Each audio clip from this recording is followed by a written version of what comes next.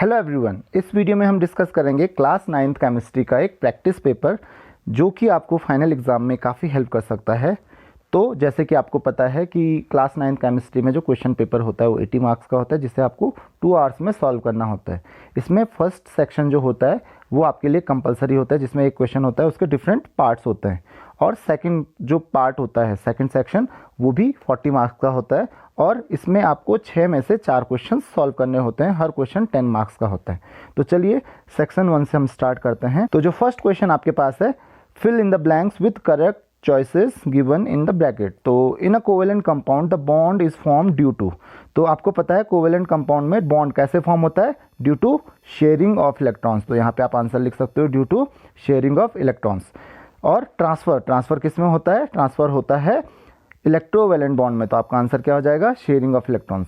The next is sodium is reactive than aluminium. तो आपको पता है सोडियम मोर या लेस, इसमें होगा मोर, क्योंकि सोडियम एक एल्कली मेटल है और एल्कली मेटल्स ऑब्वियसली एल्यूमिनियम से ज़्यादा रिएक्टिव होंगे। The next is the chemical reaction in which heat is evolved is known as. तो आपको पता है दो तरीके की रिएक्शंस, एक में हीट इवॉल्व होती है, उसको हम कहते हैं एक्सोथर्मिक रिएक्शन, और जिसमें हीट एब्जॉर्ब होती है उसको हम कहते हैं एंडोथर्मिक रिएक्शन। तो इसका आंसर क्या होगा, exothermic reaction.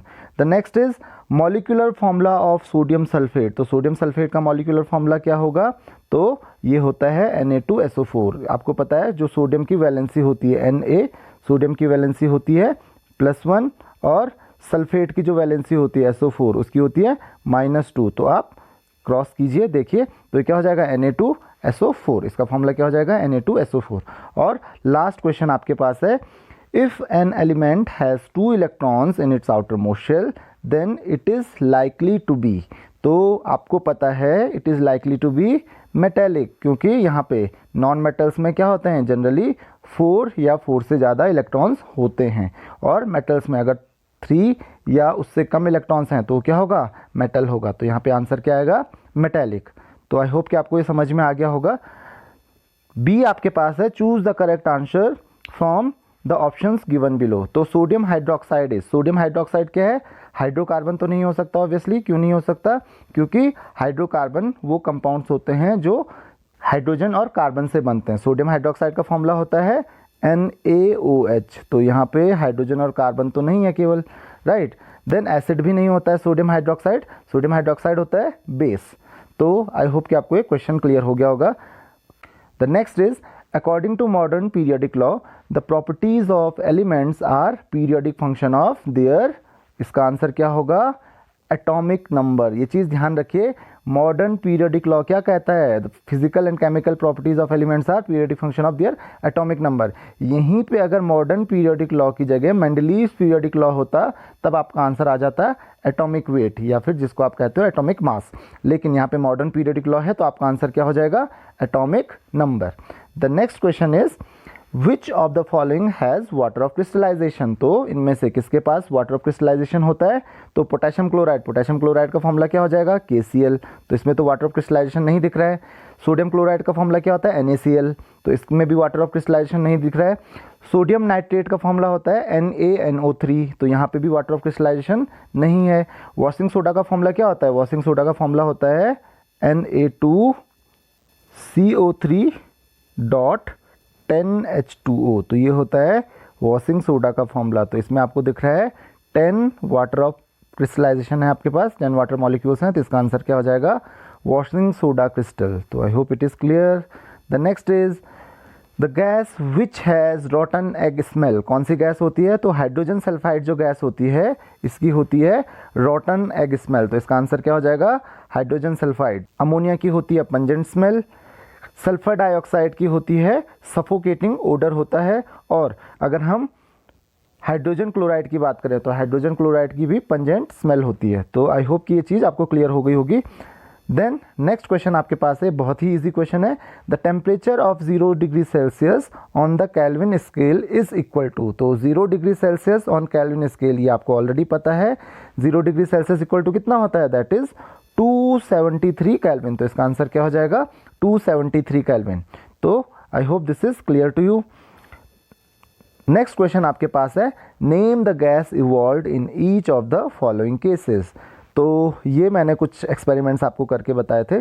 Copper carbonate is heated, तो यहाँ पे मैंने आपको बताया था कॉपर कार्बोनेट का फॉर्मूला क्या होता है। कॉपर कार्बोनेट का फॉर्मूला होता है CuCO3, और जब आप इसको हीट करते हो तो ये क्या फॉर्म करता है, हीट करने पे ये फॉर्म करता है कॉपर ऑक्साइड, तो ये तो रेसिड्यू हो जाता है, प्लस साथ में एक गैस इवॉल्व होती है, कौन सी, कार्बन डाइऑक्साइड। तो इसका आंसर क्या हो जाएगा, कार्बन डाइऑक्साइड।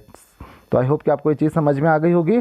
देन नेक्स्ट है आपके पास, action of dilute hydrochloric acid on sodium sulphide. तो डाइल्यूट हाइड्रोक्लोरिक एसिड को अगर आप सोडियम सल्फाइड के साथ ट्रीट करते हो तो ध्यान रखिए, जनरली जब हम मेटल सल्फाइड के साथ, sulphide that is sodium sulphide का फॉर्मूला क्या हो जाएगा, सोडियम सल्फाइड का फॉर्मूला होता है Na2SO3।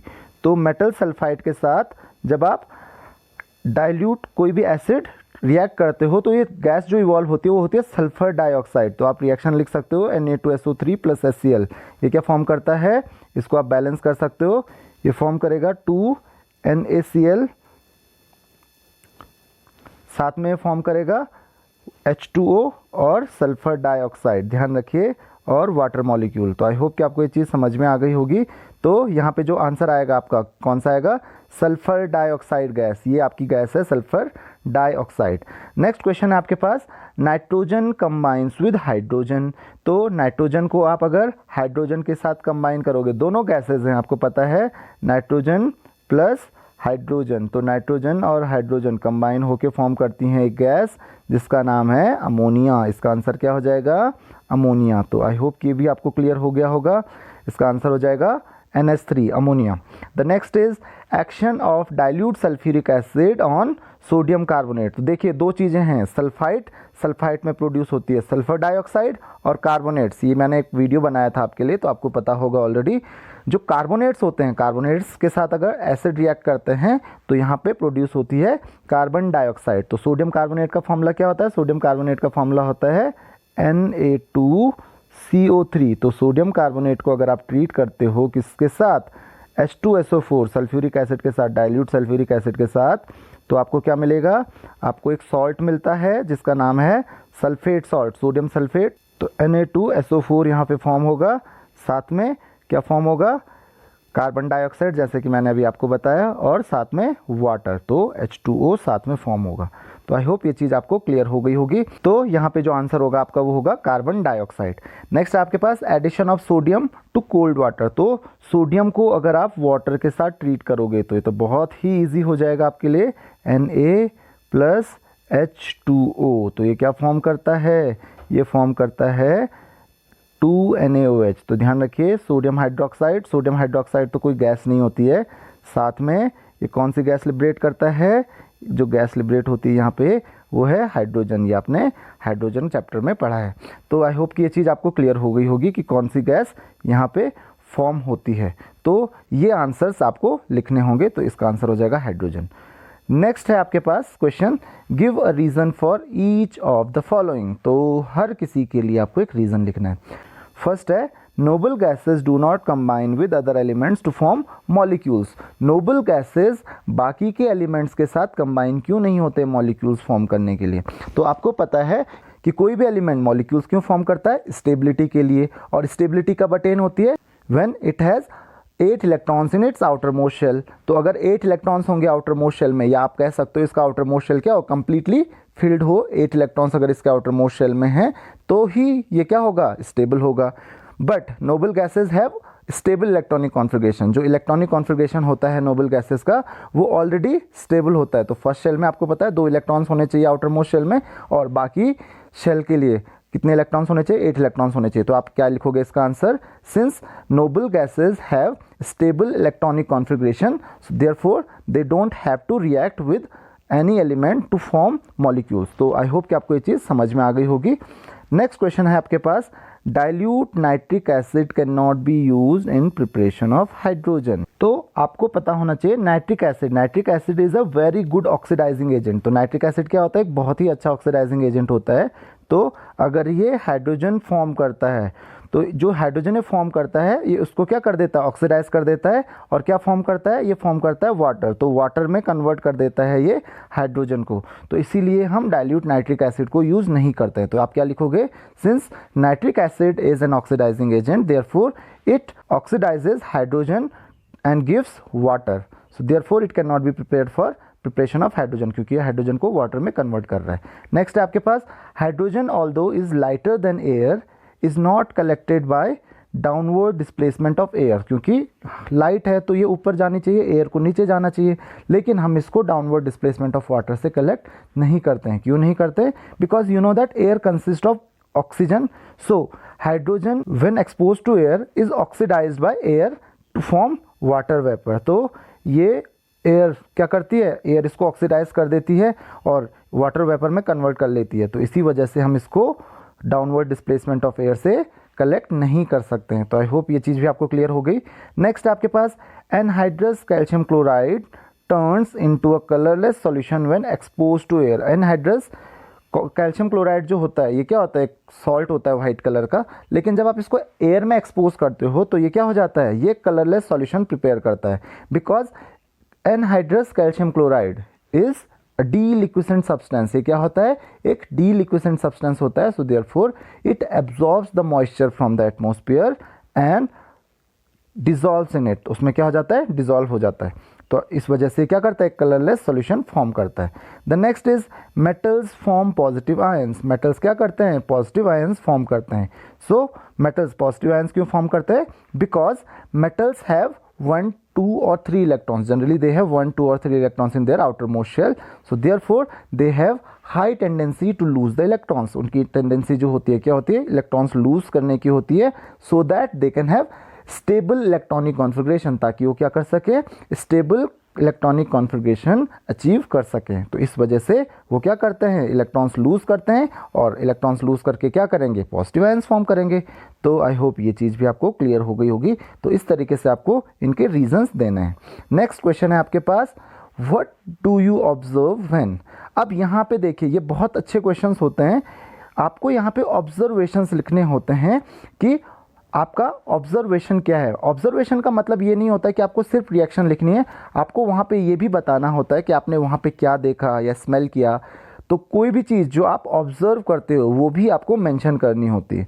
तो सबसे पहले आपके पास है iodine crystal are heated in a test tube. अगर आप आयोडीन क्रिस्टल्स को एक टेस्ट ट्यूब में हीट करते हो तो आप क्या ऑब्जर्व करते हो, तो आप ऑब्जर्व करते हो वायलेट वेपर। क्या करते हो, वायलेट वेपर। तो आयोडीन क्रिस्टल्स को जब आप हीट करते हो, ध्यान रखिए, तो ये क्या हो जाते हैं, वेपराइज हो जाते हैं और वायलेट कलर की वेपर फॉर्म करते हैं। जो आयोडीन वेपर होती है एक्चुअली वो वायलेट कलर की होती है, तो इसलिए आप क्या ऑब्जर्व करोगे, तो आपका आंसर क्या होगा कि violet vapour of iodine are observe. The next is iron nails are added to copper sulphate solution. तो ये कह रहा है कि अगर आप कॉपर सल्फेट सॉल्यूशन में आयरन नेल को ऐड करते हो, तो यहाँ पे है आयरन क्या है, Fe, और कॉपर सल्फेट का फॉर्मूला क्या है, CuSO4। तो आप देख सकते हो यहाँ पे आयरन जो है वो ज़्यादा रिएक्टिव है कॉपर से, तो क्या फॉर्म करेगा, ये फॉर्म कर लेगा यहाँ पे FeSO4 प्लस यहाँ पे साथ में फॉर्म करेगा Cu। तो ये क्या करता है, कॉपर को सेपरेट कर देता है और क्या फॉर्म करता है, FeSO4। अब जो कॉपर सल्फेट सॉल्यूशन होता है इसका कलर होता है पेल ब्लू, जबकि फेरस सल्फेट सॉल्यूशन जो होता है उसका कलर होता है स्लाइटली ग्रीन कलर इसका होता है। तो इसकी वजह से आपको क्या देखने को मिलेगा कि the pale blue colour of the solution changes to the slightly green colour. तो आई होप कि आपको ये चीज़ समझ में आ गई होगी कि ऐसा क्यों होता है। द नेक्स्ट है आपके पास lead nitrate crystals are heated strongly. तो लेड नाइट्रेट क्रिस्टल्स को जब आप स्ट्रांगली हीट करते हो तो लेड नाइट्रेट का फॉर्मूला क्या होता है, that is PbNO3 whole twice, PbNO3 whole twice. तो ये क्या फॉर्म करता है, ये फॉर्म करता है, ध्यान रखिए इस चीज़ का, ये फॉर्म करता है PbO plus NO2 plus O2। तो आप इसको चाहो तो बैलेंस कर सकते हो, तो यहाँ पे हो जाएगा 2, यहाँ पे भी हो जाएगा 2 और यहाँ पे हो जाएगा 4। तो इस तरीके से आप इसको बैलेंस कर सकते हो। तो यहाँ पे नाइट्रोजन डाइऑक्साइड गैस क्या होती है, इवॉल्व होती है। तो जब आप लेड नाइट्रेट क्रिस्टल्स को हीट करते हो तो नाइट्रोजन डाइऑक्साइड गैस इवॉल्व होती है और इसका कलर होता है रेडिश ब्राउन। तो आप क्या लिखोगे, reddish brown gas is evolved. क्या होती है, एक रेडिश ब्राउन गैस इवॉल्व होती है। तो आई होप कि आपको ये चीज़ भी समझ में आ गई होगी। देन नेक्स्ट आपके पास ferric chloride crystals are expose to atmosphere for some time. Ferric chloride को अगर आप एटमॉस्फेयर में एक्सपोज करोगे तो क्या होगा, it start absorbing the moisture. ये क्या करता है, मॉइस्चर को एब्जॉर्ब करना स्टार्ट कर देता है। क्यों, because it is a deliquescent substance and gets dissolve in it. उसमें डिजॉल्व होना शुरू हो जाता है। तो ध्यान रखिए कि फेरिक क्लोराइड क्या है, एक डीलिक्विसेंट सब्सटेंस है। इस वजह से क्या हो जाएगा, एटमॉस्फेयर में इसको एक्सपोज करोगे तो ये मॉइस्चर को एब्जॉर्ब करेगा और उसमें डिजॉल्व हो जाएगा कुछ टाइम के बाद।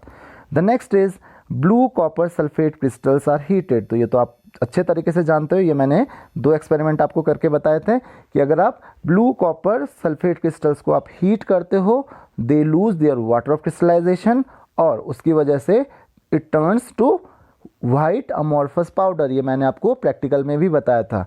सो आपका ऑब्जर्वेशन क्या रहेगा कि it turns to a white amorphous powder. तो आई होप कि आपको ये क्वेश्चन भी क्लियर हो गया होगा। नेक्स्ट क्वेश्चन आपके पास है स्टेट बॉयल्स लॉ। तो बॉयल्स लॉ आपको पता है कि if the temperature of a gas is kept constant then the volume of the gas is inversely proportional to its pressure. कि अगर आप किसी भी गैस का टेम्परेचर कांस्टेंट रखते हो तो इसका जो वॉल्यूम होगा वो इसके प्रेशर के क्या होगा, इन्वर्सली प्रोपोर्शनल होगा। तो यही है आपका बॉयल्स लॉ। तो आई होप कि बॉयल्स लॉ आपको समझ में आ गया होगा। The next is what is standard temperature and pressure? Standard temperature and pressure क्या होता है? Standard temperature होता है आपका 0 डिग्री सेल्सियस और you can say 273 केल्विन। तो 0 डिग्री सेल्सियस और 273 केल्विन, जबकि स्टैंडर्ड प्रेशर होता है आपका 1 एटमॉस्फेरिक प्रेशर 1 atm और you can say 760 mm of Hg, 760 mm of Hg या 76 centimetre of Hg। Hg means mercury. तो ये होता है आपका स्टैंडर्ड टेम्परेचर। स्टैंडर्ड टेम्परेचर होता है आपका 0 डिग्री सेल्सियस या 273 केल्विन और स्टैंडर्ड प्रेशर होता है आपका 1 atm जो किसके इक्वल होता है 760 mm of Hg। The next is calculate the percentage of nitrogen in ammonium nitrate. तो अमोनियम नाइट्रेट में आपको नाइट्रोजन का परसेंटेज कैलकुलेट करना है। तो अमोनियम नाइट्रेट का आपको फॉर्मूला भी दिया हुआ है, अगर नहीं भी दिया होता है तो आपको फॉर्मूला पता होना चाहिए अमोनियम नाइट्रेट का। तो अमोनियम नाइट्रेट का फॉर्मूला होता है NH4NO3। तो आप यहाँ पे देख सकते हो नाइट्रोजन के 2 एटम्स हैं और यहाँ पे एटॉमिक मास दिए हैं सबके। नाइट्रोजन का एटॉमिक मास आपको दिया हुआ है, हाइड्रोजन का दिया है और ऑक्सीजन का दिया हुआ है। तो यहाँ पे आप देख सकते हो 2 नाइट्रोजन के एटम्स हैं, तो 2 नाइट्रोजन के एटम्स तो 2 × 14 इसका क्या हो जाएगा, मास हो जाएगा। प्लस हाइड्रोजन के आप काउंट कीजिए 4 हैं तो 4 × 1 प्लस ऑक्सीजन का क्या हो जाएगा, ऑक्सीजन का हो जाएगा 3 × 16। तो ये क्या हो जाएगा इसका मॉलिक्यूलर मास। मैं शॉर्ट में लिख रहा हूँ mm, आप कंप्लीट लिखिए। Molecular mass of ammonium nitrate equal to क्या हो जाएगा, तो 2 × 14 दैट इज 28 प्लस 4 हो गया आपका 32 प्लस 48। तो 32 प्लस 48 आपका कितना हो जाएगा 80 AMU। तो ये कितना हो जाएगा इसका 80 AMU। अब आपको पूछ रहा है कि परसेंटेज ऑफ नाइट्रोजन, तो percentage composition of nitrogen, percentage of nitrogen कितना हो जाएगा, वो हो जाएगा 14 × 2। ये कितना था 28, ये आप देख सकते हो यहाँ पे डिवाइडेड बाय टोटल कितना है 80 × 100। तो आप इसको अब इजीली सॉल्व कर सकते हो, दैट इज इक्वल टू 35%। तो आई होप कि ये क्वेश्चन आपको क्लियर हुआ होगा। तो ये बहुत ही इजी क्वेश्चन है। The next question is balance each of the chemical equation given below. तो दोनों इक्वेशंस को आपको बैलेंस करना है। तो इसको बैलेंस करना बहुत मुश्किल नहीं होना चाहिए आपके लिए। यहाँ पे आपके पास FeCl3 plus NH4OH will give NH4Cl। तो यहाँ पे आप Fe को देख सकते हो, Fe तो बैलेंस है, Cl3 तो Cl को आपको बैलेंस करना होगा इस साइड, तो दैट विल बी 3। तो आपने Cl को बैलेंस कर दिया। अब NH4OH तो N को बैलेंस करना होगा आपको, तो यहाँ पे 3 हो जाएगा क्योंकि आपने इधर 3 लिखा था, तो यहाँ पे भी आ जाएगा 3। तो आई होप कि अब बैलेंस हो गई होगी आपकी केमिकल इक्वेशन। तो यहाँ पे आप देख सकते हो कि N जो है बैलेंस्ड है। सारी चीज़ें आप देख लीजिए, सारी चीज़ें बैलेंस हो चुकी हैं। सेकंड क्वेश्चन है आपके पास Ki plus Cl2 gives KCl plus I2। तो अगेन के को आप बैलेंस करोगे, के तो बैलेंस्ड है, आई बैलेंस नहीं है, तो आपको यहाँ पे क्या करना पड़ेगा 2, और अगर यहाँ पे 2 लिखोगे तो के डिसबैलेंस हो जाएगा, तो के को भी बैलेंस कर दीजिए 2। तो अब आई होप कि आपकी रिएक्शन बैलेंस हो चुकी है। नेक्स्ट क्वेश्चन आपके पास, identify the substance which matches the description given below. कौन सा सब्सटेंस है जिसकी आपको यहाँ पे डिस्क्रिप्शन दी हुई है? तो क्या है, white crystalline substance which सब्लाइम्स on heating. तो ऐसा कौन सा सब्सटेंस है जो हीटिंग पे सब्लाइम हो जाता है? सब्लाइम होने का मतलब क्या होता है?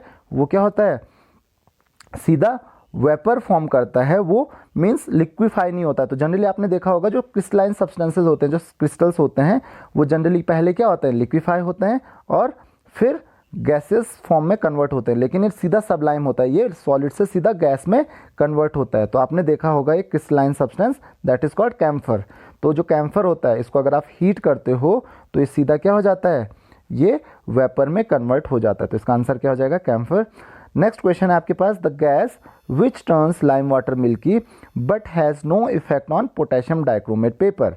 तो इसका आंसर हो जाएगा आपका कार्बन डाइऑक्साइड। कार्बन डाइऑक्साइड और सल्फर डाइऑक्साइड दो गैसेज हैं जो लाइम वाटर को मिल्की कर देती हैं, लेकिन कार्बन डाइऑक्साइड का कोई इफेक्ट नहीं होता है पोटेशियम डाइक्रोमेट पे, जबकि जो सल्फर डाइऑक्साइड होती है वो पोटेशियम डाइक्रोमेट को कन्वर्ट कर देती है, क्योंकि पोटेशियम डाइक्रोमेट का जो कलर होता है वो होता है ऑरेंज, और ऑरेंज को कर देता है कन्वर्ट ग्रीन में, लेकिन कार्बन डाइऑक्साइड का कोई असर इस पर नहीं होता है। तो इसका आंसर क्या हो जाएगा, carbon dioxide gas. Next question है आपके पास, metal that can not displace hydrogen from dilute hydrochloric acid. कौन सा मेटल है जो हाइड्रोक्लोरिक एसिड से हाइड्रोजन को डिस्प्लेस नहीं कर सकते हैं? तो आपको पता है रिएक्टिविटी सीरीज में जितने भी एलिमेंट हाइड्रोजन से नीचे आते हैं उनमें से आप किसी भी एलिमेंट का नाम लिख लीजिए। कॉपर हो गया, फिर आपका सिल्वर हो गया, बहुत सारे हैं, गोल्ड हो गया, प्लेटिनम हो गया, इनमें से कोई भी लिख लीजिए आप। तो कॉपर आप लिख सकते हो, तो ये क्या हो जाएगा, इसका आंसर हो जाएगा। तो ये क्वेश्चन भी आपको क्लियर हो गया होगा। नेक्स्ट क्वेश्चन आपके पास, match column A with column B. तो ये बहुत ईजी है। तो सबसे पहले है आपके पास कॉजेज हार्डनेस इन वाटर। तो कौन सा सब्सटेंस हार्डनेस कॉज करता है? हार्डनेस जो जनरली होती है वो होती है मैग्नीशियम और कैल्शियम के बाइकार्बोनेट्स, क्लोराइड्स और सल्फेट से। तो यहाँ पे क्या आ जाएगा, मैग्नीशियम बाइकार्बोनेट। तो इसका आंसर हो जाएगा मैग्नीशियम बाइकार्बोनेट। नेक्स्ट है आपके पास कॉजेज ओजोन डिप्लीशन। तो ओजोन डिप्लीशन के लिए जो रिस्पॉन्सिबल सब्सटेंसेज हैं वो हैं क्लोरोफ्लोरोकार्बन्स। नेक्स्ट है आपके पास डिहाइड्रेटिंग एजेंट। तो इनमें से डिहाइड्रेटिंग एजेंट, तो आपको पता है डिहाइड्रेटिंग एजेंट मीन्स जो वाटर मॉलिक्यूल्स रिमूव करता है, तो उसके लिए सबसे पॉपुलर सब्सटेंस है concentrated sulphuric acid. Then acid rain. तो एसिड रेन के लिए जो रिस्पॉन्सिबल सब्सटेंस होता है दैट इज नाइट्रोजन डाइऑक्साइड। तो दो सब्सटेंसेज होते हैं जनरली, नाइट्रोजन डाइऑक्साइड और सल्फर डाइऑक्साइड। और नेक्स्ट है आपके पास ड्राइंग एजेंट। तो ड्राइंग एजेंट है आपका कैल्शियम ऑक्साइड। तो आई होप कि आपको ये चीज़ समझ में आ गई होगी। अब आ जाते हैं हम सेक्शन 2 पे, जो कि 40 मार्क्स का होता है, और यहाँ पे आपको क्लियरली दिख रहा होगा कि आपको यहाँ पे कोई 4 क्वेश्चंस अटेम्प्ट करने हैं। तो हम सारे क्वेश्चंस डिस्कस कर लेते हैं। तो क्वेश्चन नंबर 2 का जो फर्स्ट पार्ट है, हर क्वेश्चन यहाँ पे आपको 10 मार्क्स का मिलेगा। तो क्वेश्चन नंबर 2 का फर्स्ट पार्ट है the formula of chloride of a metal M. कोई मेटल है एम, मुझे नहीं पता कौन सा मेटल है, बस उसका सिंबल दिया हुआ है एम मेटल, और उसका जो क्लोराइड है उसका फॉर्मूला है MCl2। State the formula of its carbonate. तो यहाँ पे हम क्या करेंगे, सबसे पहले यहाँ पे हम करेंगे फॉर्मूला। तो फॉर्मूला आपको दिया हुआ है M और यहाँ पे लिखा हुआ है Cl2। तो MCl2 लिखा हुआ है, तो यहाँ पे आप देख सकते हो इसका मतलब क्या हो गया, M और Cl को अगर आप देखोगे, Cl की वैलेंसी होती है 1, तो इसका मतलब क्योंकि Cl2 है यहाँ पे, तो M की वैलेंसी क्या होनी चाहिए, 2 होनी चाहिए। तो सबसे पहले आपको वैलेंसी ही कैलकुलेट करनी है, तब जाके MCl2 फॉर्मूला बनेगा। तो M की वैलेंसी क्या होगी, 2 होगी। अब कार्बोनेट बनाते हैं इसका, तो M यहाँ पे होगा M, कार्बोनेट क्या होता है CO3। तो आपको पता है M की वैलेंसी हो जाएगी 2 और कार्बोनेट की भी वैलेंसी होती है 2। तो जो फॉर्मूला होगा इसका, क्योंकि 2 कैंसिल हो जाएगा आपका 2, तो रेशियो क्या हो जाएगा 1:1। तो इसका फॉर्मूला क्या हो जाएगा, MCO3। फॉर्मूला हो जाएगा MCO3। उसी तरीके से हम नाइट्रेट के लिए भी करेंगे। नाइट्रेट के लिए हम क्या करेंगे, M, और नाइट्रेट क्या होता है NO3। तो M की वैलेंसी आपको पता है 2 है, और नाइट्रेट की होती है यहाँ पे 3 होगा, नाइट्रेट की होती है 1। तो आप क्रॉस कीजिए, तो क्या हो जाएगा MnO3 होल ट्वाइस। तो इसका फॉर्मूला क्या हो जाएगा MnO3 होल ट्वाइस। और थर्ड है आपके पास हाइड्रोक्साइड। तो यहाँ पे क्या हो जाएगा M, सबसे पहले आपको वही काम करना है, M की वैलेंसी पता करनी होगी। तो M की आपको पता है ऑलरेडी, अब 2 है, हाइड्रोक्साइड की होती है 1, तो आप क्रॉस कर लीजिए यहाँ पे, तो क्या हो जाएगा ये MOH होल ट्वाइस। तो इसका आंसर क्या होगा MOH होल ट्वाइस। तो आई होप कि आपको ये चीज़ समझ में आ गई होगी। तो कार्बोनेट का फॉर्मूला हो जाएगा MCO3, नाइट्रेट का फॉर्मूला हो जाएगा MnO3 होल ट्वाइस, और हाइड्रोक्साइड का फॉर्मूला हो जाएगा MOH whole twice. Next question है आपके पास, write balanced chemical equation for each of the following. तो इनमें से सबके लिए आपको क्या लिखनी होगी, बैलेंस्ड केमिकल इक्वेशन लिखनी होगी। पहला है आपके पास reaction of iron with chlorine. तो Fe फॉर्मूला होता है आयरन का, क्लोरीन का फॉर्मूला होता है Cl2। तो ये क्या फॉर्म करता है, डायरेक्ट एडिशन रिएक्शन होती है यहाँ पे, और ये फॉर्म करता है फेरिक क्लोराइड FeCl3। तो आप चाहिए तो इसको बैलेंस कर सकते हैं। तो यहाँ पे क्या हो जाएगा 2, 3 और अगेन यहाँ पे क्या आ जाएगा 2। तो ये क्या हो गया, बैलेंस हो गई ये रिएक्शन। नेक्स्ट है आपके पास addition of silver nitrate solution to sodium chloride solution. तो सोडियम क्लोराइड का फॉर्मूला क्या होता है, सोडियम क्लोराइड का फॉर्मूला होता है NaCl। देन सिल्वर नाइट्रेट का फॉर्मूला होता है AgNO3, और जब आप इन दोनों को ऐड करते हो तो एक वाइट कलर का प्रेसिपिटेट देता है, किसका, AgCl का। AgCl का क्या होता है, एक वाइट कलर का प्रेसिपिटेट बनता है, प्लस बाकी क्या बचा आपके पास, बाकी ये फॉर्म करता है सोडियम नाइट्रेट NaNO3। तो आई होप कि आपको ये रिएक्शन भी समझ में आ गई होगी। और लास्ट है आपके पास addition of zinc to sodium hydroxide solution. तो ये रिएक्शन थोड़ा सा अलग होती है। तो अगर आप जिंक को ऐड करते हो सोडियम हाइड्रोक्साइड सॉल्यूशन में, सोडियम हाइड्रोक्साइड का फॉर्मूला क्या होता है NaOH।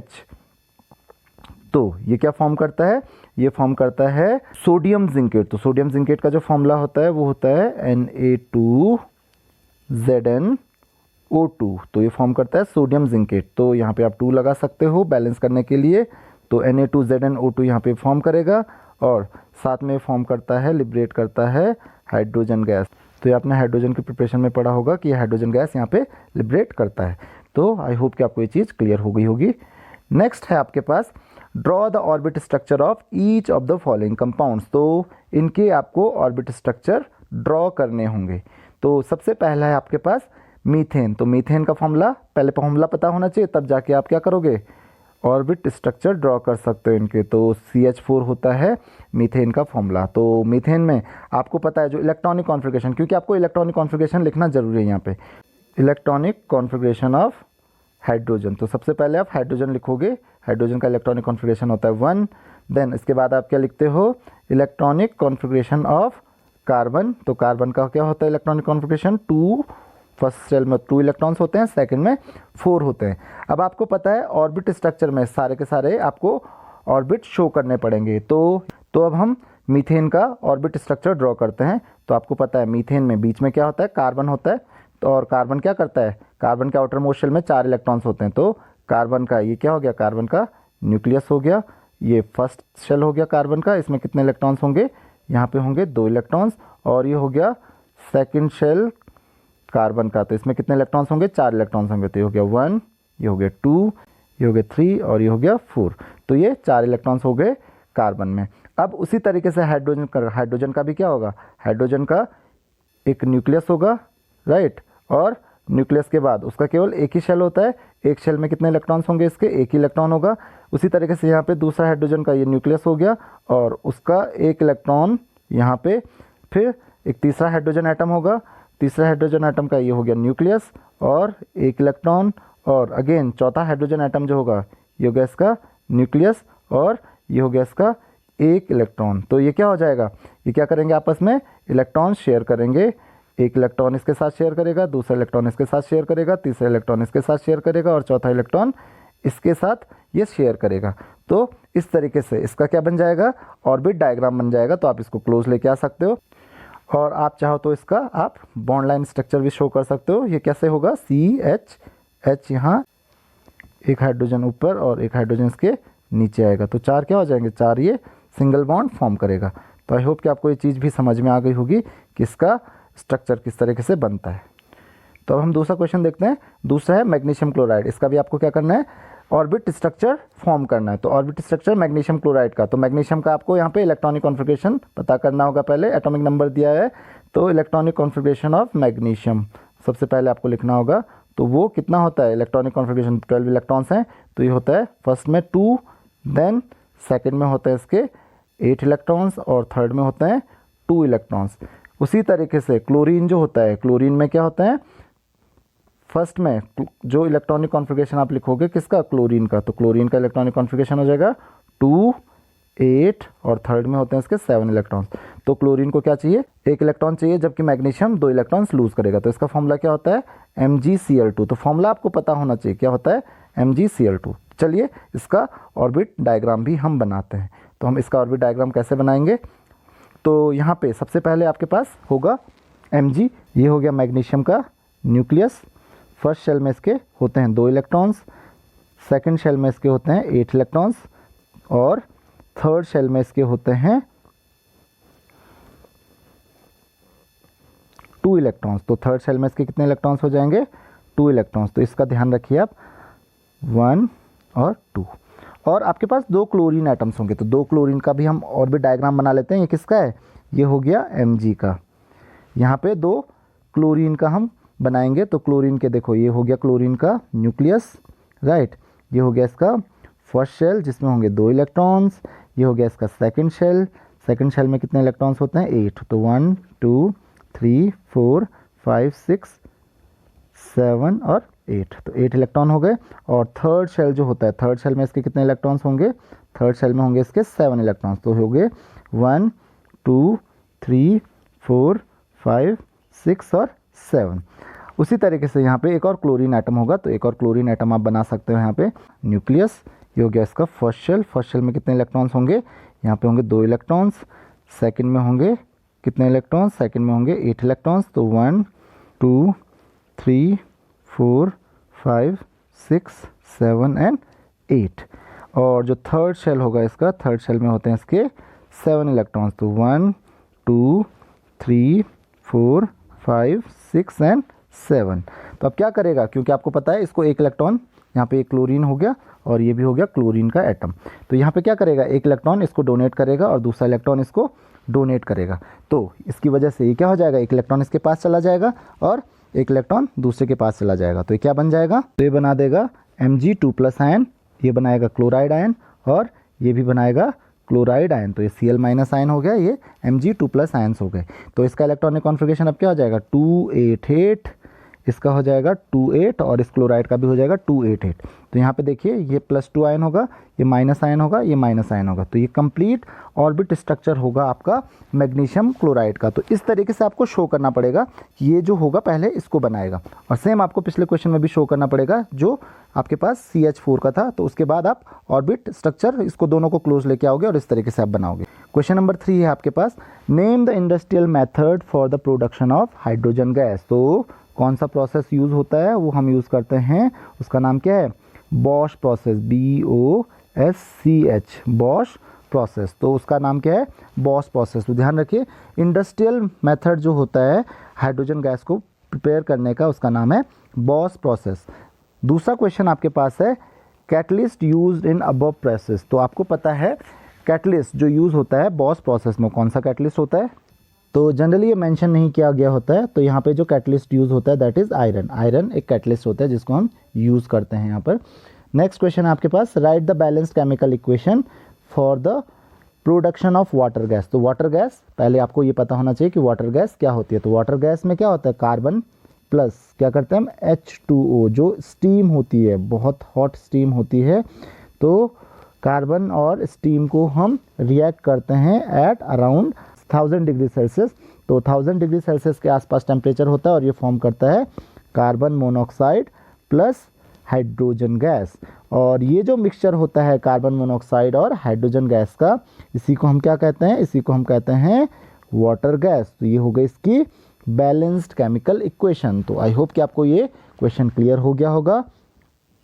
सेकेंड पार्ट है इसका, what is mean by group in periodic table. तो पीरियोडिक टेबल में ग्रुप्स क्या होते हैं, तो ग्रुप्स क्या होते हैं, groups are vertical columns in which the elements having similar properties are arranged. तो ध्यान रखिए, जो ग्रुप्स होते हैं वो क्या होता है, किसी भी पीरियोडिक टेबल में वर्टिकल कॉलम्स होते हैं, और इन ग्रुप्स में जो एलिमेंट्स होते हैं उनकी प्रॉपर्टीज़ क्या होते हैं, सिमिलर होते हैं, उनका इलेक्ट्रॉनिक कॉन्फ़िगरेशन क्या होता है, सिमिलर होता है।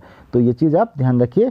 सेकेंड पार्ट है इसका, explain why the elements of same group exhibit the same chemical behaviour. Same chemical behaviour क्यों एग्जिबिट करते हैं सेम ग्रुप के एलिमेंट्स? तो मैंने अभी जैसे कि पिछले उसमें बताया आपको कि ग्रुप क्या होता है, ग्रुप क्या होता है, एक वर्टिकल कॉलम होता है पीरियोडिक टेबल में। आपने देखा होगा कि जो पीरियोडिक टेबल होती है, पीरियोडिक टेबल में कॉलम होते हैं इस तरीके से, तो ये जो पर्टिकुलर कॉलम होगा ये क्या होगा, एक पर्टिकुलर ग्रुप होगा। तो ये कह रहा है कि जो पर्टिकुलर ग्रुप के एलिमेंट्स होंगे वो क्या होते हैं, सिमिलर बिहेवियर, केमिकल बिहेवियर क्यों शो करते हैं? तो मैंने अभी आपको बताया कि ग्रुप में जो एलिमेंट्स होते हैं they have similar electronic configuration. उनका जो इलेक्ट्रॉनिक कॉन्फ़िगरेशन होता है वो क्या होता है, सिमिलर होता है, एक जैसे होता है। उनके आउटर मोस्ट शेल में सेम नंबर ऑफ इलेक्ट्रॉन्स होते हैं। अब क्योंकि उनके आउटर मोस्ट शेल में सेम नंबर ऑफ इलेक्ट्रॉन्स होते हैं, सो जो केमिकल बिहेवियर होता है किसी भी सब्सटेंस का वो इसी चीज़ पे डिपेंड करता है कि उसके आउटर मोस्ट शेल में कितने इलेक्ट्रॉन्स हैं। तो because they have similar electronic configuration, or you can say because they have same number of electrons in outermost cell, so therefore they have similar chemical behavior। तो इसी वजह से इनका जो chemical behavior होता है वो almost क्या होता है, similar होता है। नेक्स्ट क्वेश्चन आपके पास, in which group are the inert gas placed in the periodic table। तो कौन से ग्रुप में होते हैं inert gases? तो ध्यान रखिए, inert gases जनरली इनको हम inert gases बेटर होगा आप इनको नोबल गैसेस, बट कभी कभी इनको इनर्ट गैसेस भी बोल दिया जाता है। तो नोबल गैसेस या इनर्ट गैसेस कौन से ग्रुप में होती हैं? तो कौन से ग्रुप में ये इनर्ट गैसेस होती हैं? ये होती हैं 18th ग्रुप, और यू कैन से इसको हम एक और नाम से जानते हैं, दैट इज जीरो ग्रुप। तो आप 18th ग्रुप बोल सकते हो या फिर जीरो ग्रुप बोल सकते हो। तो आई होप कि आपको ये चीज़ समझ में आ गई होगी। नेक्स्ट क्वेश्चन है आपके पास, a part of the periodic table is shown below with one element missing. यहाँ शेल में 2 इलेक्ट्रॉन्स होंगे, तो उसका आंसर क्या हो जाएगा? उसका आंसर हो जाएगा हीलियम। तो ये क्या हो जाएगा, He, हीलियम। दूसरा है, name the lightest alkali metals. तो एल्कली मेटल्स आपको पता होने चाहिए। एल्कली मेटल्स क्या आते हैं, फर्स्ट पे एक एलिमेंट क्या है, मिसिंग है। Based on the above table, ऊपर जो टेबल है, name the element that has duplet structure. Duplet structure कौन से एलिमेंट का होगा? तो डुप्लेट स्ट्रक्चर मीन्स जिसके आउटर ग्रुप में आते हैं। तो फर्स्ट ग्रुप में लिथियम, सोडियम, पोटेशियम, ये क्या होते हैं, एल्कली मेटल्स होते हैं। तो डाउन द ग्रुप जब आप जाते हो इनका मास क्या होता है, इंक्रीज होता है। तो लाइटेस्ट कौन होगा इसमें, लिथियम। तो लिथियम की बात आप ध्यान में रखना, लिथियम सबसे हल्का मेटल होता है, केवल एल्कली मेटल्स में ही नहीं, सारे मेटल्स में सबसे लाइट कौन होता है, लिथियम ही होता है। नेक्स्ट है आपके पास, name the halogen of period 2। तो हेलोजन कौन सा होता है, ये वाला group 17 group, second last group जो होता है वो हेलोजन होता है। तो क्या लिख रहा है, name the halogen of period 2। तो आपको पता है ये फर्स्ट पीरियड हो गया और ये सेकंड पीरियड हो गया, तो सेकंड पीरियड के एलिमेंट्स ये हो गए। तो यहाँ पे हेलोजन कौन आ गया पीरियड 2 का, that is F, fluorine. Then last question आपके पास, आइडेंटिफाई द मिसिंग एलिमेंट। तो सिलिकन, सिलिकन के बाद आपको पीरियोडिक टेबल में इतना एलिमेंट्स एटलीस्ट पता होना चाहिए। यहाँ पे आता है फॉस्फोरस, तो यहाँ पे क्या आ जाएगा आपका आंसर, फॉस्फोरस। तो आई होप कि आपको ये चीज़ समझ में आ गई होगी, ये बहुत ही इजी क्वेश्चन था। नेक्स्ट क्वेश्चन है हमारे पास क्वेश्चन नंबर 4। तो यहाँ पे हमारे पास एक न्यूमेरिकल प्रॉब्लम है जो कि काफ़ी इजी है। तो क्या लिखा है यहाँ पे, calculate the volume of gas X at STP if it occupies 380 litre at 300 Kelvin and 70 centimetre of mercury. तो आपको पता है आपको यहाँ पे गैस लॉ यूज़ करना पड़ेगा, यहाँ पे आपको गैस इक्वेशन यूज़ करनी पड़ेगी। तो आपको पता है क्या कैलकुलेट करते हैं पहले, P1। तो P1 इक्वल टू कितना है यहाँ पे, तो आपको STP दिया हुआ है, STP पे पता करना है। तो P1 मतलब STP पे प्रेशर कितना हो जाएगा, अभी मैंने आपको बताया था, दैट इज़ 760 mm, या सेंटीमीटर में कितना हो जाएगा, 76 सेंटीमीटर। तो इसका आप ध्यान रखिए। उसी तरीके से जो टेम्परेचर होगा दैट इज़ T1, टेम्परेचर कितना हो जाएगा, दैट इज़ 273 केल्विन। और आपको क्या पता करना है, वॉल्यूम ही कैलकुलेट करना है। तो V1 इक्वल टू क्या हो जाएगा, वही तो हमको पता नहीं है। अब उसी तरीके से आप लिखोगे यहाँ पे P2, तो P2 कितना हो जाएगा यहाँ पे, P2 आपको दिया है दैट इज़ 70 सेंटीमीटर। उसी तरीके से T2 भी आपको दिया हुआ है, T2 कितना दिया है आपको, T2 दिया है आपको 300 केल्विन। तो ध्यान रखिए यहाँ पे टेम्परेचर केल्विन में ही लिखेंगे हम, डिग्री सेल्सियस में नहीं लिखेंगे। डिग्री सेल्सियस में लिखोगे तो क्वेश्चन गलत होगा। तो यहाँ पे टेम्परेचर हमेशा केल्विन में, अगर क्वेश्चन आपको एग्जाम में डिग्री सेल्सियस में भी दिया हुआ है तो आपको टेम्परेचर को केल्विन में कन्वर्ट करना पड़ेगा। तो आपको पता है 273 ऐड करके आप उसको केल्विन में कन्वर्ट कर सकते हो। और V2 आपको दिया हुआ है यहाँ पे, वो है 380 क्या है, लीटर। तो 380 लीटर आपको V2 आपको दिया हुआ है। तो अब हम फॉर्मूला यूज़ करेंगे यहाँ पे, जो गैस इक्वेशन होती है वो क्या होती है, P1 V1 bye T1 is equal to कितना होता है, P2 V2 बाय T2। तो अब आप डायरेक्ट फॉर्मूला यूज़ कीजिए। तो यहाँ पे P1 की जो वैल्यू होगी वो आप रख दीजिए, दैट इज 76 इंटू V1 की जो वैल्यू है वही नहीं पता आपको, वही आपको कैलकुलेट करनी है। तो V1 को एज इट इज़ लिख दीजिए बाय T1 कितना है, वो दिया हुआ है 273 इक्वल टू P2 आपको दिया हुआ है वो कितना है 70 इंटू V2 कितना है आपके पास 380, और साथ में आपको गिवन है T2। तो T2 आपको दिया हुआ है, T2 की वैल्यू कितनी है, दैट इज़ 300। तो आप चाहो तो यहाँ से कुछ कैंसलेशन कर सकते हो, यहाँ से कैंसिल हो जाता है, दोनों जीरोज यहाँ से कैंसिल हो गए। देन आपके पास V1 की जो वैल्यू होगी तो बाकी सारी वैल्यूज़ को आप इधर पुट कर लीजिए। तो यहाँ पे आपको V1 की वैल्यू मिल जाएगी। तो V1 की वैल्यू कितनी हो जाएगी आप देख सकते हो यहाँ पे, तो ये हो जाएगा 7 इंटू 38 इंटू कितना बचा है इधर 273 इधर आ जाएगा, डिवाइडेड बाय डिनोमिनेटर में क्या बचेगा आपके पास 3 इंटू 76। अब आप इजीली इसको कैलकुलेट कर सकते हो। तो ये कैंसिल हो जाता है 38 इंटू 2, ये हो जाता है 76, और ये जो है 273 आप इसको 3 से कैंसिल कर सकते हो। तो यहाँ पे आता है 91, और यहाँ से V1 की जो वैल्यू आएगी आप इसको कैलकुलेट करते रहिए, दैट इज़ 318.5 लीटर। तो ये आपका क्या हो जाएगा, आंसर हो जाएगा। तो आई होप कि आपको ये क्लियर हो गया होगा, और यही आपको कैलकुलेट करना था कि STP पे जो वॉल्यूम होगा वो कितना होगा 318.5 लीटर। नेक्स्ट क्वेश्चन है आपके पास, a gas occupies 70 litres at 27 degree Celsius, what volume will it occupy at 273 degree Celsius, और दिया हुआ है आपको प्रेशर रिमेनिंग कांस्टेंट। तो प्रेशर कांस्टेंट है, तो यहाँ पे आपको ध्यान रखना है, क्योंकि यहाँ पे प्रेशर कांस्टेंट है तो आपको क्या यूज़ करना है, यहाँ पे आपको यूज़ करना है चार्ल्स लॉ। तो चार्ल्स लॉ क्या कहता है, V1 बाई T1 जो होता है दैट इज इक्वल टू होता है V2 बाय T2। अब हमको V1 पता करना है, जो इनिशियल वॉल्यूम है वो कितना है। तो देखिए गैस ऑक्यूपाइज 70 लीटर, तो इनिशियल वॉल्यूम आपको दिया हुआ है ऑलरेडी, यहाँ पे V1 की वैल्यू दी है, V1 इक्वल टू कितना है 70 लीटर। उसी तरीके से आपको T1 की वैल्यू भी दी हुई है, T1 इक्वल टू कितना है 27 डिग्री सेल्सियस। अब यहाँ पे देखिए ट्रिक है, यहाँ पे डिग्री सेल्सियस में दिया हुआ है तो यहाँ पे आपको किस में कन्वर्ट करना पड़ेगा, इसको कन्वर्ट करना पड़ेगा केल्विन में। तो 27 प्लस क्या ऐड करना पड़ेगा इसमें 273, और ये कितना हो जाएगा 300 केल्विन। तो इसका आपको ध्यान रखना है। उसी तरीके से आपको V2 भी गिवन है बिल्कुल नहीं गिवन है, यही आपको पता करना है।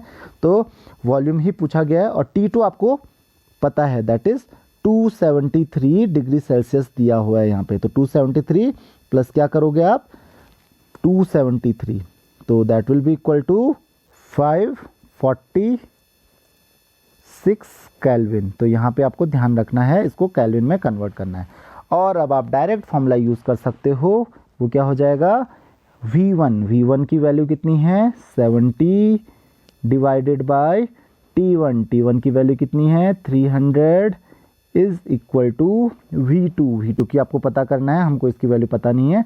और T2 आपको दिया हुआ है 546। तो यहाँ से V2 इक्वल टू कितना हो जाएगा, V2 आप चाहो तो इसको कैंसिल कर लीजिए। तो V2 इक्वल टू कितना हो जाएगा 546 उधर मल्टीप्लाई हो जाएगा, that is 7 into 546 divided by ये हो जाएगा 30। तो यहाँ पे जो V2 की वैल्यू हो जाएगी दैट इज 127.4 लीटर। तो आप इसको सॉल्व कर लीजिएगा। तो I hope it is clear to you. Third part जो है इसका that is calculate the relative molecular mass of each of the following. तो आपको इनका रिलेटिव मॉलिक्यूलर मास कैलकुलेट करना है, और आपको सब कुछ दिया हुआ है यहाँ पे यार, सबका एटॉमिक मास दिया हुआ है। तो फर्स्ट करते हैं हम अमोनियम डाइक्रोमेट का। तो यहाँ पे देखिए नाइट्रोजन NH4 होल ट्वाइस है, तो नाइट्रोजन के कितने एटम्स हैं 2। तो 2 इंटू क्या हो जाएगा यहाँ पे 2 इंटू ये हो जाएगा 14 प्लस हाइड्रोजन के आप देख सकते हो 4 इंटू 2 तो 8 है, तो 8 इंटू हाइड्रोजन का एटॉमिक मास यहाँ पे दिया हुआ है 1, तो 8 इंटू 1 प्लस क्रोमियम के कितने हैं 2 हैं, और क्रोमियम का एटॉमिक मास आपको दिया हुआ है 52, तो क्या हो जाएगा यहाँ पे 2 इंटू 52 और प्लस ऑक्सीजन कितना है यहाँ पे 7, तो कितना हो जाएगा 7 इंटू ऑक्सीजन का एटॉमिक मास कितना है 16, तो प्लस 7 इंटू 16। आप इसको कैलकुलेट कर लीजिए, तो ये हो जाएगा 252 AMU। तो आई होप आपको ये चीज़ समझ में आ गई होगी।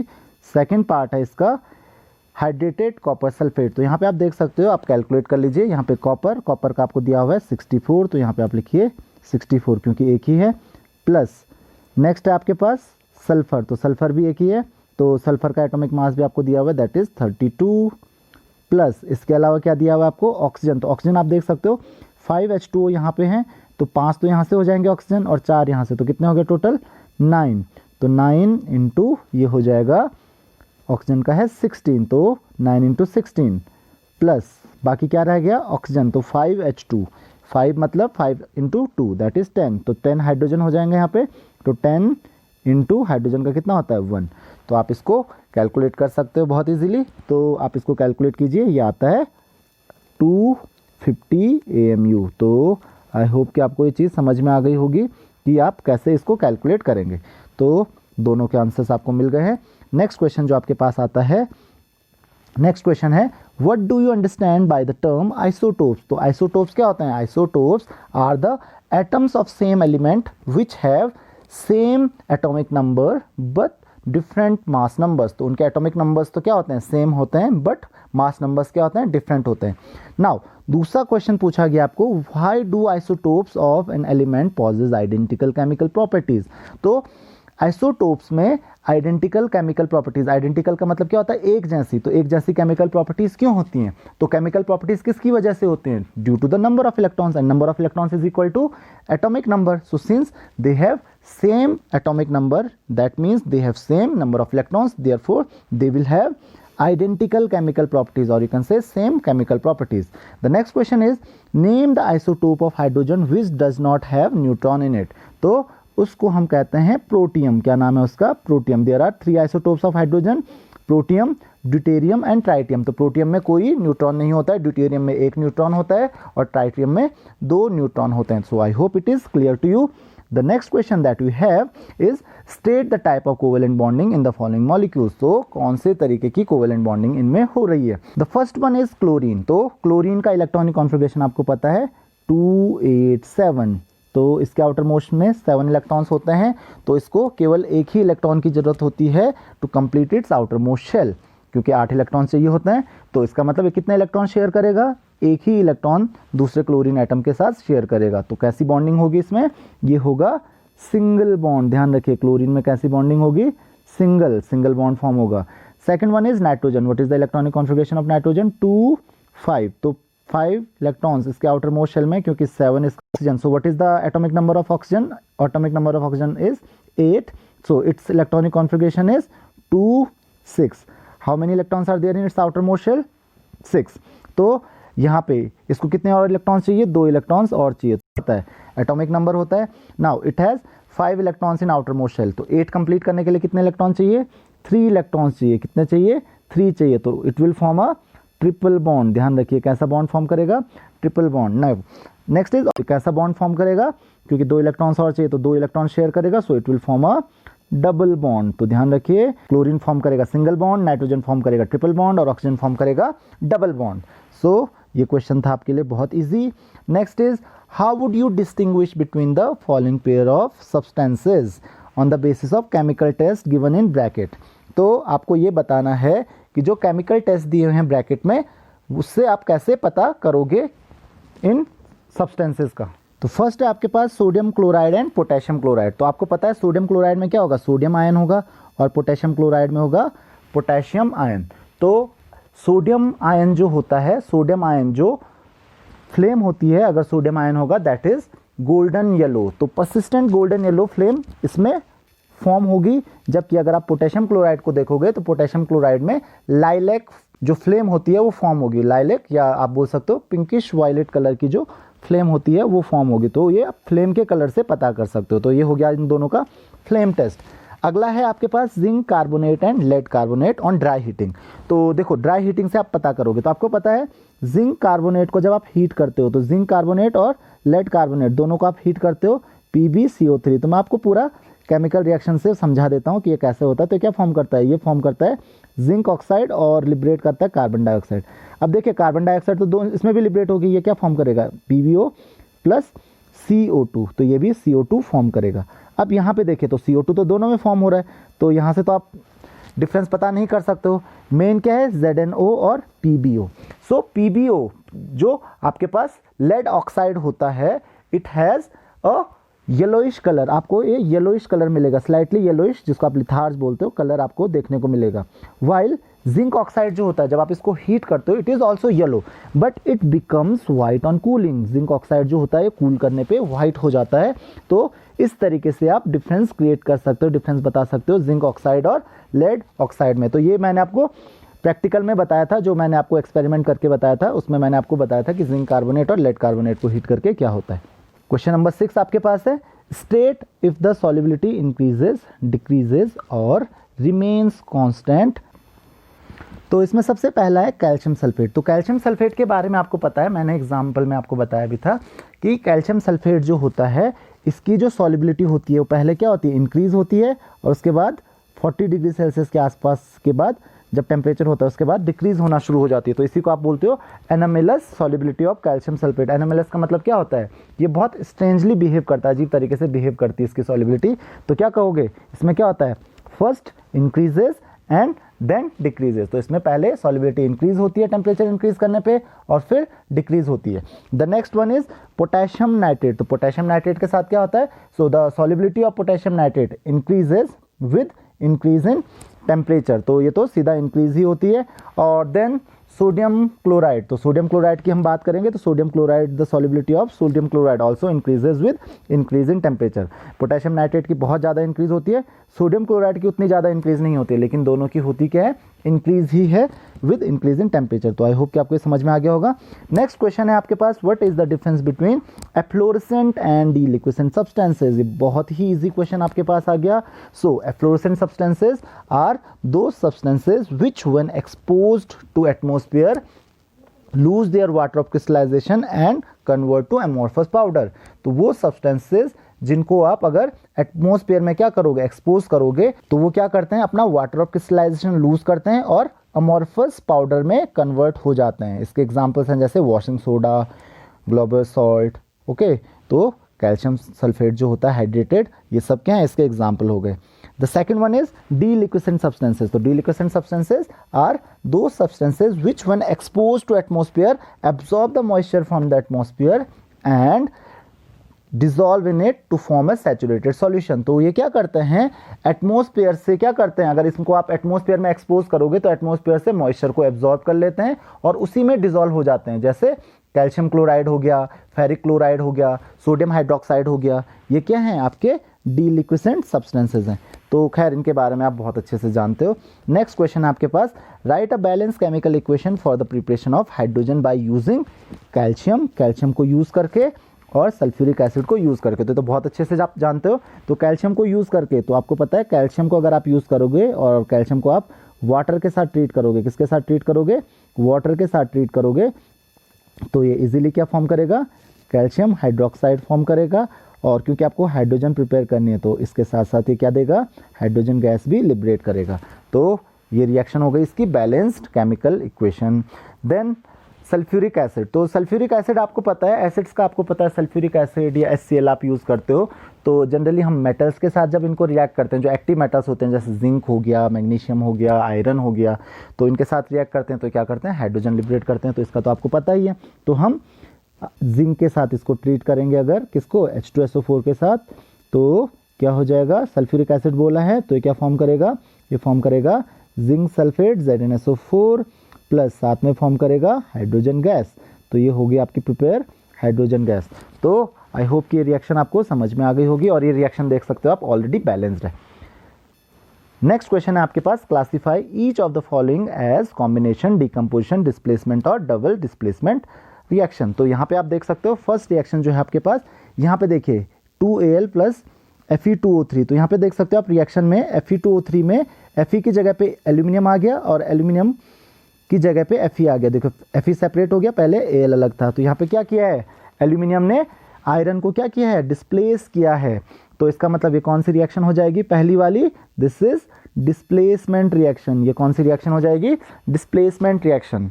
The second one is 2KClO3 will form 2KCl plus O3। तो यहाँ पे आप देख सकते हो एक सिंगल सब्सटेंस है और ये डिकम्पोज होके फॉर्म कर रहा है दो अलग अलग कंपाउंड्स। तो जब एक ही सब्सटेंस दो अलग अलग कंपाउंड्स में डिकम्पोज होता है, दो अलग अलग सब्सटेंसेस में डिकम्पोज होता है, तो that reaction is called decomposition reaction. तो ये कौन सी रिएक्शन है, this is decomposition reaction. The third one is BaCl2 plus Na2SO4 will give BaSO4 plus 2NaCl। तो यहाँ पे आप देख सकते हो बेरियम और सोडियम क्या कर रहे हैं, आपस में आयंस एक्सचेंज कर रहे हैं, जो इनके रेडिकल्स हैं वो एक्सचेंज कर रहे हैं। तो when to substances exchange there radicals in a chemical reaction, उस रिएक्शन को हम क्या कहते हैं, डबल डिस्प्लेसमेंट रिएक्शन। तो ये कौन सी रिएक्शन है, double displacement reaction.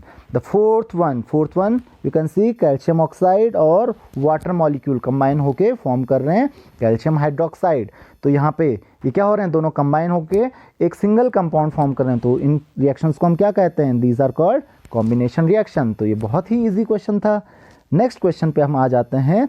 Next question है आपके पास, कंप्लीट द फॉलोइंग टेबल। इस टेबल को आपको कंप्लीट करना है। तो ये बहुत ही इजी क्वेश्चन है। तो यहाँ पे चलिए ट्राई करते हैं इस क्वेश्चन को। तो यहाँ पे आपको mass number, atomic number, number of electrons वगैरह सब कुछ दिया हुआ है। तो आपको एक फॉर्मूला पता होगा, वो होता है number of electrons is equal to number of protons is equal to atomic number. तो number of electrons, atomic number और नंबर ऑफ प्रोटॉन्स तीनों क्या होते हैं, सेम होते हैं, ये आपको पता होना चाहिए। तो यहाँ पे देखिए नंबर ऑफ इलेक्ट्रॉन्स कितने हो जाएंगे, 15 हो जाएंगे, क्योंकि ये भी क्या है, एटॉमिक नंबर 15 है और नंबर ऑफ प्रोटॉन्स भी क्या हो जाएंगे, 15 हो जाएंगे। उसी तरीके से यहाँ पे नंबर ऑफ इलेक्ट्रॉन्स अगर 19 दिया हुआ है तो एटॉमिक नंबर भी कितना होगा इसका, 19 होगा, और नंबर ऑफ प्रोटॉन्स भी कितने होंगे, 19 होंगे। अब रह गई बात नंबर ऑफ न्यूट्रॉन्स की। तो वो कैसे कैलकुलेट करते हैं, तो आपको पता है मास नंबर को हम जनरली किससे डिनोट करते हैं, ए से डिनोट करते हैं, और एटॉमिक नंबर को हम किससे डिनोट करते हैं, जेड से डिनोट करते हैं।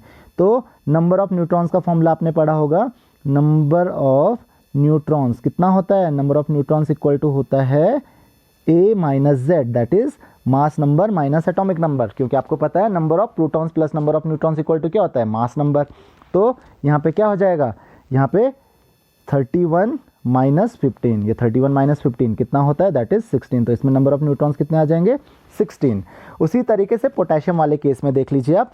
तो अभी मैंने आपको बताया number of protons plus number of neutrons क्या होता है, मास नंबर। तो 19 प्लस 20 ये कितना हो जाएगा, 39। तो इस तरीके से आप इजीली इस टेबल को कंप्लीट कर लोगे। तो ये फ्री के मार्क्स हैं आपके लिए। नेक्स्ट क्वेश्चन आपके पास आता है, right the electronic configuration of following. तो कैल्शियम, तो यहाँ पे आपको पता है कैल्शियम का सिंबल दिया, तो नीचे क्या होता है इसका, एटॉमिक नंबर होता है और ऊपर मास नंबर होता है। Atomic number is equal to number of electrons. तो कैल्शियम का जो इलेक्ट्रॉनिक कॉन्फ़िगरेशन होता है, इसमें इलेक्ट्रॉन्स कितने होंगे, 20। तो इसका इलेक्ट्रॉनिक कॉन्फ़िगरेशन आप लिख लीजिए, इलेक्ट्रॉनिक कॉन्फ़िगरेशन ऑफ कैल्शियम। पहले लिखोगे number of electrons equal to 20, मैं सीधा इलेक्ट्रॉनिक कॉन्फ़िगरेशन लिख रहा हूँ। तो फर्स्ट सेल में आपको पता है कितने इलेक्ट्रॉन्स होते हैं, 2, देन 8, देन थर्ड में भी इसमें होते हैं 8 और फोर्थ में हो जाएंगे 2। तो ये हो जाएगा इसका electronic configuration. Then for sulphur के लिए क्या हो जाएगा, क्योंकि इसका एटॉमिक नंबर क्या है, 16, ऊपर जो मास नंबर दिया है ये 32, इससे कोई लेना देना नहीं है इलेक्ट्रॉनिक कॉन्फ़िगरेशन के लिए। तो atomic number is equal two electrons, number of electrons. तो ये हो जाएगा 2, सेकंड में हो जाएंगे 8, ही हो गया 10, और अब कितने बचे, 6। तो थर्ड में कितने हो जाएंगे, 6। तो आई होप कि it is clear to you.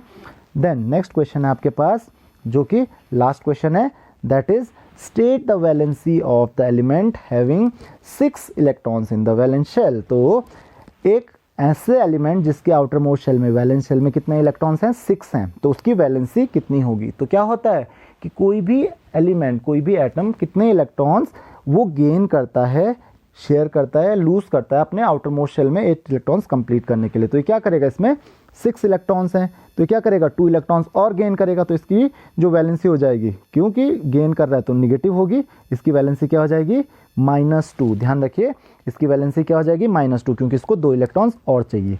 यहाँ पे द इलेक्ट्रॉनिक कॉन्फ़िगरेशन ऑफ 2, 3, तो ये क्या करेगा, 3 इलेक्ट्रॉन्स लूज करेगा, क्योंकि 8 इलेक्ट्रॉन्स को कंप्लीट करने के लिए 5 इलेक्ट्रॉन गेन नहीं कर पाएगा। तो लूज करना, आप मुझे कमेंट्स में क्वेश्चंस पूछ सकते हैं। अगर आपको ये वीडियो हेल्पफुल लगा तो आप मुझे कमेंट्स में ज़रूर बताइए। Thank you very much. इसके लिए ज़्यादा इजी है, तो ये क्या करेगा, 3 इलेक्ट्रॉन्स लूज करेगा, तो इसका जो वैलेंसी हो जाएगी, इसकी वैलेंसी क्या हो जाएगी, +3। तो I hope this question is clear to you.